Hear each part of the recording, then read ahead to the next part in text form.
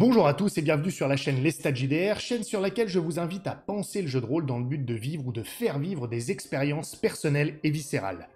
Et aujourd'hui, c'est le troisième numéro de cette série que j'ai appelée ces JDR qui m'ont fait, dans laquelle je parle des jeux de rôle qui ont eu un impact fort sur ma vie de rôliste, si j'ose dire, les jeux de rôle qui ont eu une influence très forte sur ma manière de jouer et dont l'influence d'ailleurs peut parfois perdurer encore à ce jour, et c'est le cas du jeu de rôle dont je vais vous parler aujourd'hui. J'ai nommé Warhammer, le jeu de rôle fantastique. Alors le voici, en tout cas ça c'est sa première version, la version qui est sortie dans les années 80, version de Warhammer, dont je sais que beaucoup m'envient le fait que je la possède. Apparemment elle a de la valeur maintenant. Alors, en plus vous voyez qu'elle est comme neuve, et il y a une raison à cela, je n'y ai jamais joué, c'est assez particulier même si je l'ai feuilleté de nombreuses fois. Donc je vais vous parler de Warhammer, qui est le premier jeu de rôle que j'ai tenu entre mes mains, et le premier jeu de rôle auquel j'ai joué. Je devais avoir 5 ou 6 ans, je vous en ai déjà parlé, on m'a fait découvrir le jeu de rôle après m'avoir fait découvrir d'ailleurs HeroQuest. Et donc j'ai d'abord feuilleté cet ouvrage sacro-saint, je me rappelle voir encore le bestiaire, parce qu'il me semble que ça commençait par le bestiaire, avec les orques sombres. D'ailleurs je m'étais posé la question de pourquoi ces monstres avaient le même nom qu'un mammifère marin bien connu, parce que j'étais pas encore tout à fait familier avec ça, j'avais pas encore lu Bilbo le Hobbit et le Seigneur des Anneaux, même si ça s'approchait, et je pense d'ailleurs que Warhammer a peut-être eu une influence là-dessus, en plus de mon paternel, pour découvrir ensuite Tolkien, comme quoi les passerelles existent. Et je m'étais quand même familiarisé un petit peu avec les orques, parce que justement j'avais joué à HeroQuest juste avant. Bref, c'est donc le premier jeu de rôle auquel j'ai joué. J'avais joué le contrat de Holdenhaler, qui est le scénario à l'intérieur de la version 1 de Warhammer. Je n'avais pas lancé un seul dé, mais c'était absolument génial, et depuis le jeu de rôle ne m'a jamais vraiment quitté. Maintenant, pour tout vous dire, j'ai acheté la V1 donc bien plus tard, hein, je crois que je l'ai acheté après l'appel de Cthulhu, que j'avais acheté aussi après JRPM, donc je devais être au collège quand j'ai fait l'acquisition de la V1 de Warhammer, et je n'y ai jamais joué. C'est pour ça qu'elle est en excellent état, même si je l'ai beaucoup lu, comme je vous le disais, j'ai admiré ces images magnifiques à l'intérieur également, mais c'est avec la V2 que j'ai réellement commencé à découvrir Warhammer, V2 qui est sorti, si je ne m'abuse, en 2004, navré si je me trompe sur la date, mais il me semble que c'est ça. Et là, quand c'est sorti, je l'ai acheté tout de suite, et j'ai donc encore cette V2, la voici, V2 de Warhammer, et là je possède absolument tous les suppléments. Ils n'ont pas tous servi, loin de là. D'ailleurs, certains sont en anglais parce qu'ils n'étaient pas disponibles en français, et donc je les avais commandés. À l'époque, en plus, quand j'ai fait ça, alors là c'était bien plus tard, mais je maîtrisais pas encore l'anglais comme aujourd'hui, j'étais pas encore bilingue du tout, et donc je vais aussi donner du crédit à Warhammer pour m'avoir forcé à me... Je pense que c'est mes premières vraies lectures en anglais, mis à part l'école, hein, vraiment pour le plaisir. Parfois c'était un petit peu du déchiffrage, mais ça m'a beaucoup appris en termes de vocabulaire en anglais avant que je parte en Amérique du Nord pour parfaire tout ça. Donc il y a aussi ça, hein. Vraiment Warhammer, j'ai beaucoup de choses à dire, hein, comme vous le constatez, ça va être très dense, parce que ce jeu de rôle, je lui dois beaucoup, et vraiment je l'adore, il a eu un impact très fort sur ma vie de rôliste. Donc je vais vous parler de ça aujourd'hui. Je possède tous les suppléments, et j'ai commencé vraiment à jouer à Warhammer, je devais être c'était fin de collège, peut-être début lycée, hein, donc c'était assez tardivement finalement après que j'ai découvert le jeu de rôle. En tout cas, c'est là que je m'y suis vraiment mis.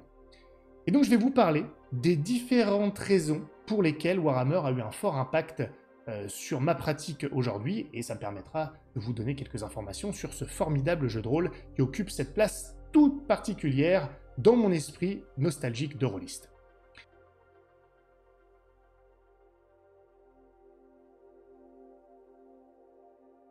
D'abord, je voudrais vous parler de son univers tout à fait singulier. Alors l'univers de Warhammer, bien sûr, c'est un univers de fantasy, hein. Il y a des races, il y a des races bien connues, les elfes, les nains, les orques, hein, j'en parlais tout à l'heure, mais il y a un vernis très sombre sur Warhammer. Ça parle de corruption, ça parle d'ennemis intérieurs, on connaît cette campagne de l'ennemi intérieur que je n'ai jamais joué d'ailleurs, mais je sais que ça parle de corruption. C'est pas forcément l'aspect guerrier de la fantasy, en tout cas dans la première approche de Warhammer lors de sa V1, je vais revenir un peu sur les différences.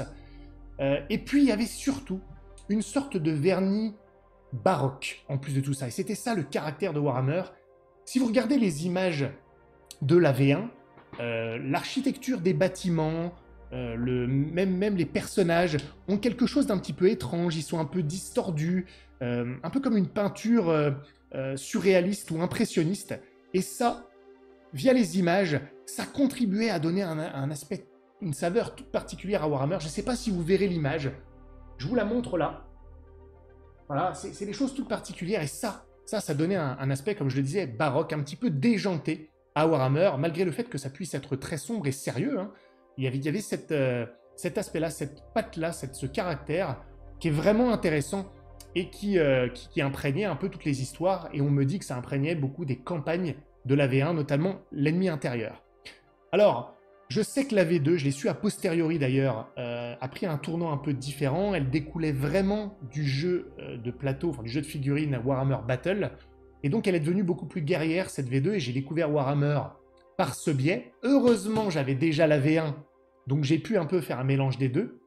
Je sais que beaucoup de gens, surtout les vieux routards, lorsqu'ils ont joué à Warhammer V2, ils ont préféré, j'y reviendrai, les règles de Warhammer V2, plus moderne, même si bon, à l'heure actuelle, maintenant rétrospectivement, c'est pas terrible non plus, et ils ont préservé le caractère particulier de l'univers de Warhammer des origines de la V1. Alors, qu'est-ce qui m'avait séduit moi? D'abord, dans la V2, lorsque je m'y suis mis dedans, ce qui m'a séduit, c'était l'aspect après Tempête du Chaos, hein, une guerre terrible où le chaos s'est déversé sur le vieux monde, et on jouait après cet univers, cette terre ravagée par la guerre, et j'appréciais beaucoup ça, ça m'avait vraiment plu. Il se trouve que maintenant, rétrospectivement, je pense que je préférerais, encore une fois, la temporalité des origines où cette tempête du chaos, ce déversement du chaos n'est pas vraiment encore arrivé. Alors techniquement, il est déjà arrivé dans l'histoire profonde de Warhammer, mais en tout cas sur le présent. Parce que finalement, quand l'apocalypse est arrivé et qu'on se rend compte qu'on y a survécu, elle perd un petit peu de sa substance. Mais à l'époque, je ne le voyais pas comme ça. Maintenant, c'est vrai que je préfère quand on sent venir l'apocalypse, mais qu'elle n'est pas encore là, ça a quelque chose de plus crépusculaire finalement. Tandis que lorsque l'apocalypse a eu lieu, donc cette fameuse tempête du chaos, certes, le monde est ravagé, mais il y a quand même un après. Bon, ça se débat. En tout cas, tout ça m'avait vraiment plu parce qu'il y avait quelque chose de sombre, les épidémies, les réfugiés, un monde ravagé par la guerre, quelque chose de vraiment voilà, de sombre que j'ai gardé, hein, ou que j'avais peut-être déjà, ce goût pour les univers un petit peu en déclin. Donc voilà, ça c'était un des aspects. Dans Warhammer, il y avait aussi la notion de chaos. Alors je ne sais pas si Warhammer était le seul à avoir abordé ça, bien évidemment, personne n'a jamais rien inventé, mais vraiment la notion de chaos rampant, de chaos qui influence au plus haut niveau des rois, des seigneurs. Il y avait quelque chose de vraiment le pouvoir derrière le trône, hein, on en parle dans ce scénario de cette grande campagne de Warhammer. La corruption, le chaos qui s'infiltre dans les rues, il y avait quelque chose de très citadin aussi. Dans Warhammer, ça s'éloignait un petit peu de la fantasy exploration dans les forêts, dans les donjons. Il y avait quelque chose de très citadin, on jouait beaucoup en ville, et dans des villes comme Altdorf, avec ses collèges de magie qui sont devenus très high fantasy avec la V2 hein, par rapport à la V1. Nuln, Talabheim, Bogenhafen pour des villes un petit peu plus petites. On rentrait vraiment dans les rues putrides du Moyen-Âgeux. Et ça, c'était vraiment intéressant avec des voleurs, des coupe-jarrets, des choses comme ça. Et le chaos s'infiltrait chez les notables de la ville, hein, la noblesse corrompue. Et ça, c'était vraiment quelque chose qui m'avait beaucoup plu. Moi qui aime en plus mettre beaucoup de politique, d'intrigue dans mes campagnes, et bien forcément Warhammer me parlait beaucoup à cet égard-là. Et peut-être que même mon goût pour ça est né en partie avec Warhammer. Je me souviens plus réellement de ce qui est venu en premier. Dans le chaos, il y avait aussi cette notion de Malpierre, la capacité, plutôt le caractère mutagène du chaos, qui pouvait vraiment transformer les gens, la corruption pouvait devenir visible.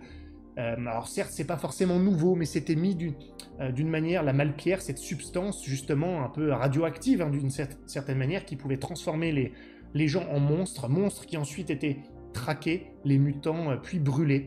Vraiment, il y avait une ambiance, je le redis un petit peu, hein, crépusculaire, très sombre, avec teinté de beaucoup de religieux aussi, et dans la fantasy, j'aime beaucoup ça, lorsque le religieux arrive dedans, avec tous ces excès et tout ça. Et donc vraiment, cet ensemble-là donnait une sorte de cocktail explosif, ne ferait pas honneur à Warhammer, de cocktail un petit peu détonnant, baroque, sombre, transpirant, qui me plaisait beaucoup. et qui me suit encore aujourd'hui dans mes différentes histoires, maintenant que je ne joue plus que dans mes univers maison. Ça transparaît encore, et beaucoup de ces éléments que je viens de mentionner existent encore d'une certaine manière. Je peux nommer, pour ceux qui connaissent un peu, quand regardez mes actual plays, d'ailleurs j'en profite pour vous dire, j'ai une chaîne secondaire d'actual play, les stats, contes et légendes, lien en description. J'ai par exemple ce mal absolu, l'engeance, chez moi c'est l'engeance. Bon, eh bien, ça ressemble un peu par certains aspects, quand même, faut bien le dire, au chaos de Warhammer, en tout cas dans sa capacité à transformer les corps, à les fusionner de manière absolument abominable, le côté qui se répand aussi, même si c'est quand même un petit peu différent, notamment dans les origines, mais j'ai repris de ça. J'ai voulu garder quelque chose de ça. D'ailleurs, le terme engeance ou rejeton doit être présent aussi dans Warhammer, pas que, mais en tout cas, je l'ai beaucoup lu là-dedans. Voilà, ça a quelque chose d'assez abject, et j'aime beaucoup. Et puis, dans Warhammer, il y avait aussi cette notion de violence et de crasse. On est vraiment dans... Certes, Warhammer reste quand même de la fantasy haute, de la high fantasy. Il y a beaucoup...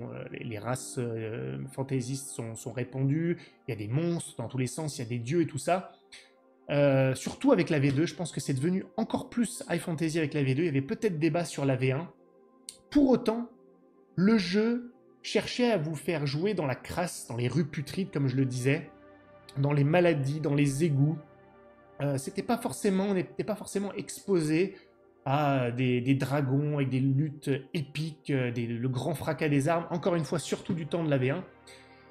Et ça, c'est pareil, ça m'est toujours resté, ce contraste entre la fantaisie bel et bien existante et le cœur des histoires, bel et bien humaine, au sens large du terme, politique, crasseuse dans les rues, la pauvreté, la famine, vraiment des fléaux bien réels, bien ancrés dans le réel, bien évidemment saupoudrés allègrement de toute l'influence de la dark fantasy dont était empreint Warhammer.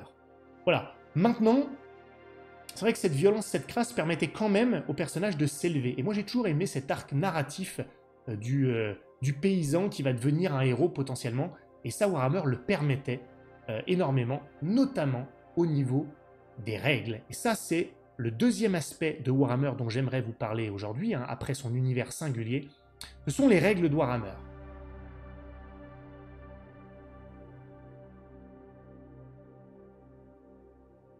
Et je ne peux pas vous parler des règles sans commencer par le système de carrière de Warhammer. Ce n'était pas des classes, ça s'émancipait un petit peu de ça. Vous pouviez jouer dans Warhammer, ou vous pouvez encore jouer d'ailleurs, ça existe encore. Vous pouvez jouer un cracheur de feu, un charlatan, un marin, un ratier, un paysan, un mendiant. Des classes, des carrières. Déjà, il y avait le terme de carrière, on parlait vraiment de métier, donc ça ancrait dans un univers un peu réaliste d'une certaine manière. C'est là où il y avait une sorte de contraste entre de la low fantasy et de la high fantasy, qui a suscité d'ailleurs de nombreux débats autour de Warhammer. Est-ce que c'est de la high fantasy? Est-ce que c'est de la low fantasy? Je pense que c'est parce qu'il y avait des concepts de low fantasy qui étaient très présents, y compris dans les règles, dont je parle notamment via le système de carrière, mais que pour autant, il y avait tout un flot de high fantasy qui était déversé dessus. Et ça, j'aimais vraiment. Et les carrières, au-delà même des règles associées aux carrières, ne sont pas extraordinaires nécessairement, mais ça encourageait une sorte de progression des personnages à travers les carrières qui finalement donnait une approche très narrative au jeu de rôle. On va changer de carrière, il faut que ça se passe en jeu. C'était pas juste des classes. L'évolution allait se jouer également. Et puis c'était des métiers, des carrières très évocatrices qui tout de suite en disaient long sur le personnage. C'était très varié. Ça sentait, encore une fois, ça sentait la poussière, ça sentait l'herbe, ça sentait la crasse, ça sentait le folklore. Et je pense que les carrières de Warhammer constituent des sources d'inspiration vraiment extraordinaires pour le jeu de rôle, même si vous ne jouez pas à Warhammer, du moment que vous jouez dans un univers de fantasy. Et encore aujourd'hui, dans mon univers maison, les Royaumes Sélonites, je m'inspire encore de Warhammer et de ses carrières avec ses illustrations déjantées, qui étaient un peu moins déjantées dans la V2 d'ailleurs, mais tout aussi belles néanmoins. Ces carrières pour faire émerger des personnages auxquels on ne penserait pas forcément dans le jeu de rôle plus conventionnel. Et donc là-dessus, Warhammer était très très fort au niveau des carrières, sans parler encore une fois de la manière de progresser. Bon, ça c'est pas forcément quelque chose auquel j'étais très sensible.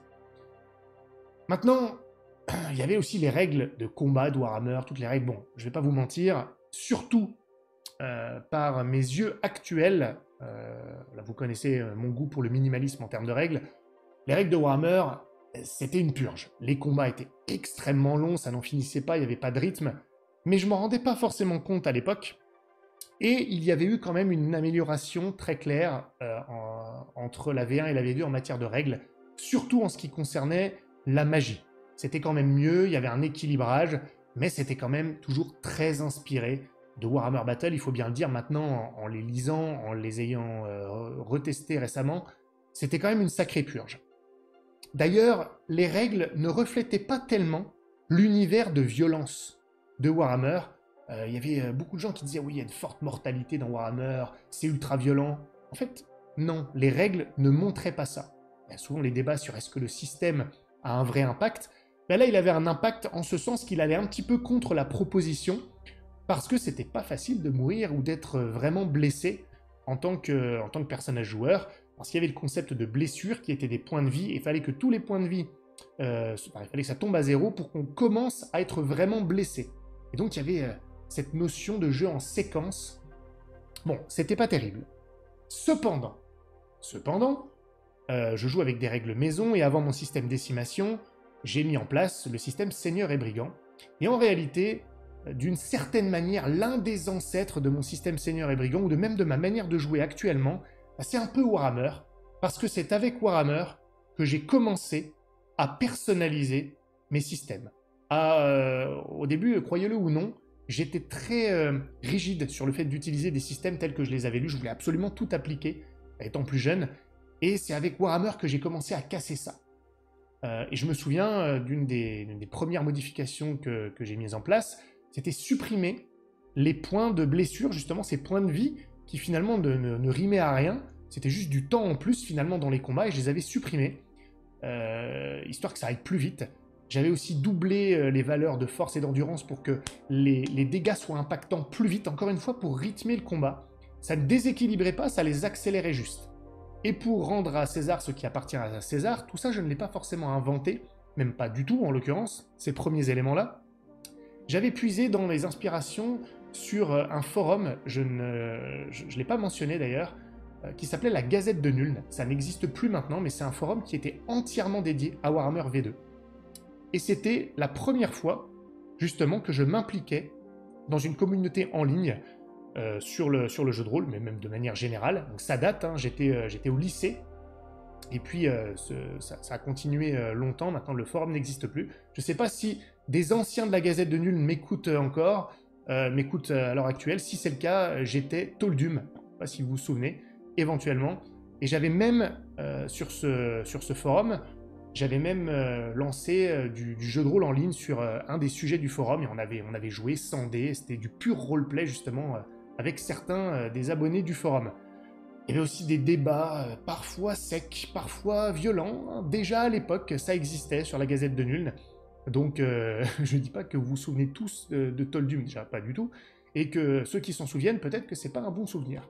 Bref, ça serait pas forcément différent d'aujourd'hui.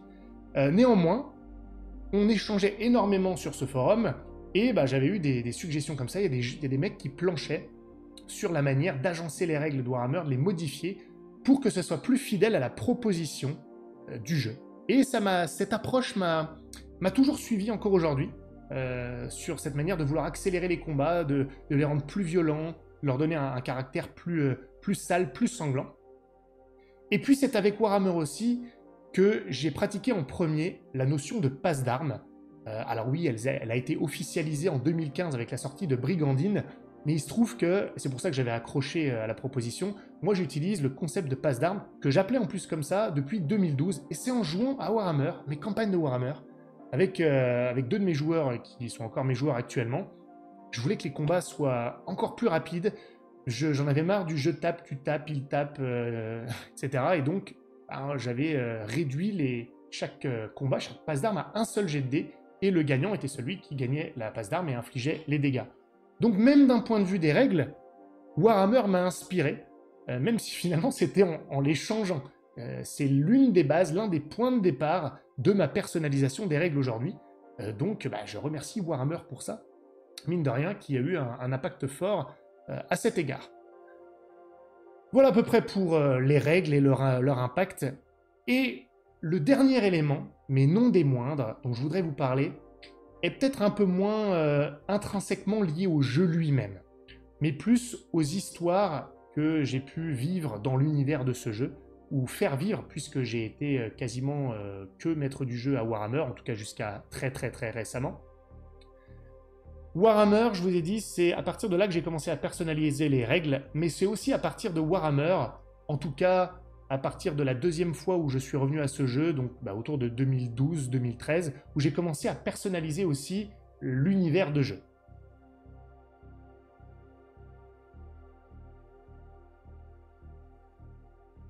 Je suis parti de Warhammer et j'ai personnalisé beaucoup de choses. J'ai des souvenirs incroyables de plusieurs campagnes, je pense 3 grosses campagnes au moins de Warhammer que j'ai fait jouer à mes jours actuels. Ils s'en souviennent encore, on a d'excellents souvenirs, c'était absolument génial. Vraiment de très bons moments. Et là, il y a plusieurs choses. C'est vrai que plus je jouais, plus j'adoptais une vision de Warhammer qui pouvait s'éloigner de certaines des visions proposées par le jeu, en tout cas de la V2. Ça devenait de plus en plus low fantasy, je réduisais de plus en plus l'apparition des monstres, un peu comme c'était suggéré par certains dans la Gazette de Nuln d'ailleurs, hein, il y avait plusieurs visions du Warhammer, certains disaient que c'était de la low fantasy, d'autres pas, en fait ça dépend comment vous y jouez, et j'ai commencé à adopter cette manière de faire dans Warhammer. Les monstres apparaissaient peu, je voulais que quand ils apparaissent, ils aient un vrai impact. Ça, j'ai gardé vraiment cet esprit-là encore aujourd'hui dans mon univers maison. Et puis, c'est devenu de plus en plus humano-centré. Les elfes n'apparaissaient plus, ils étaient plutôt une race un petit peu mystique, isolée, ils n'apparaissaient pas. De temps en temps, il y avait un nain, peut-être, qui apparaissait, un tueur de trolls, très évocateur de Warhammer, un tueur de trolls avec sa crête orange, ici.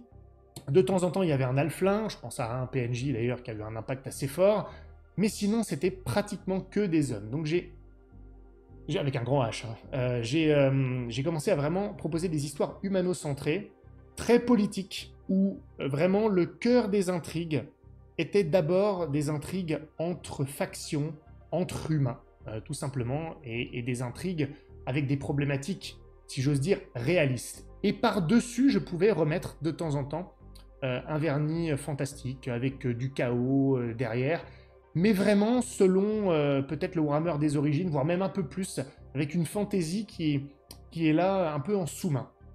Et ça s'éloignait quand même un petit peu plus de la proposition de Warhammer, si bien que les joueurs d'ailleurs disaient qu'ils ne jouaient pas à Warhammer, mais à l'Estatammer, pour les citer. Alors, ils utilisaient mon prénom plutôt que mon pseudo, mais c'est eux-mêmes qui le faisaient. Et je personnalisais de plus en plus les histoires, je puisais de moins en moins dans le lore officiel, et je créais le mien vraiment par rapport à ce dont j'avais besoin.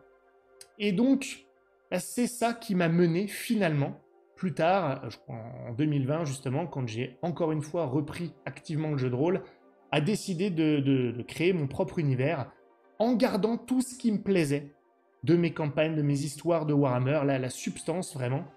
Mais c'est parti de là, il y a une sorte de continuum entre Warhammer V1 et V2 et mon univers maison aujourd'hui, même si ce dernier prend sa source dans d'autres sources d'inspiration que Warhammer, hein, notamment l'histoire, j'en ai déjà parlé, l'histoire de France principalement, ou autre.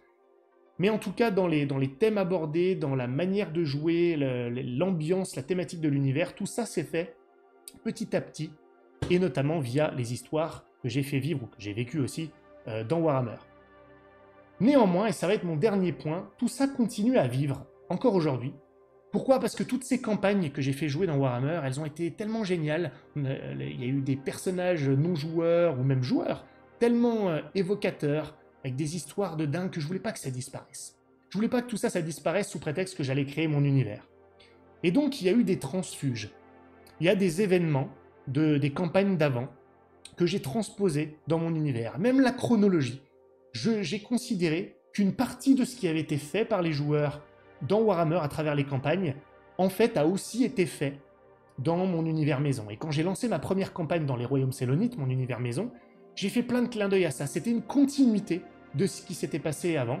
Il y a plein de PNJ qu'on retrouvait, pas tout d'un coup, mais de temps en temps dans la campagne, dans les campagnes que je fais jouer actuellement, il y a un personnage de nos campagnes de Warhammer qui ressurgit. Pour ceux qui regardent mes actuels plays, je peux en nommer quelques-uns très rapidement.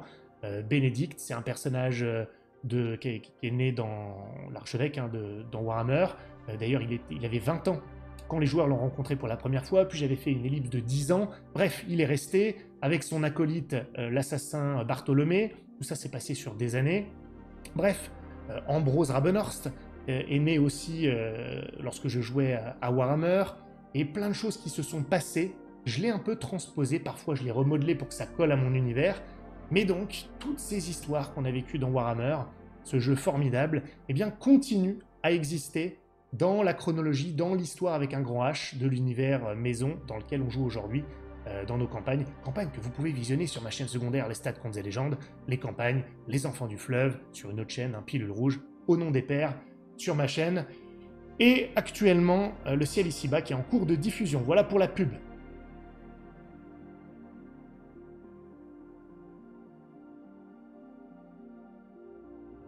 Écoutez, je pense que j'ai à peu près tout dit sur Warhammer. Je savais que ça serait plus long que pour les autres. Donc vous voyez, hein, Warhammer, ça m'a suivi pendant toute ma carrière rôliste, ça continue à me suivre, c'est le premier jeu de rôle que j'ai tenu entre les mains. Ça a toujours une influence sur mes campagnes, tant par l'atmosphère singulière de ce jeu que par les histoires que j'ai vécues dans l'univers de ce jeu avec mes joueurs. Et donc Warhammer résonne toujours comme un écho lorsque l'on joue aujourd'hui avec mes amis. Voilà, écoutez, j'espère que ça vous aura inspiré, que ça vous aura intéressé, que ça aura pu attiser la curiosité de certains. Je sais que c'est pas les vidéos les plus populaires, mais moi j'aime faire ça. Ça me rend un petit peu nostalgique. Donc j'espère que vous avez apprécié partager ça avec moi. Et écoutez, si ça vous a plu, petit pouce bleu, abonnez-vous à la chaîne bien évidemment. Venez poursuivre la discussion sur le Discord, parler de Warhammer ou de ces jeux de rôle qui vous ont fait. Et puis on discute bientôt. Je vous dis à très bientôt sur la prochaine vidéo. Salut à tous.